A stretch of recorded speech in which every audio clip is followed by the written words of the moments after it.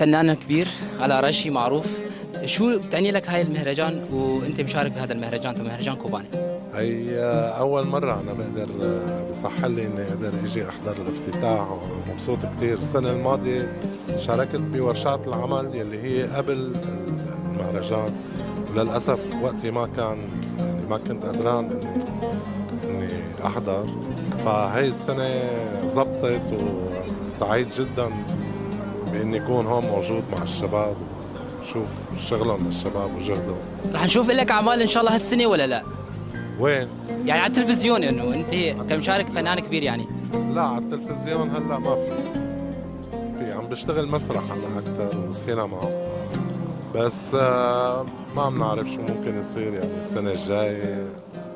بنتمنى لك التوفيق وان شاء الله مهرجان حلو عليك ان شاء الله. انا اللي بدي اتمنى لكم التوفيق ويعطيكم العافيه وشكرا لجهودكم. يسلموا كثير.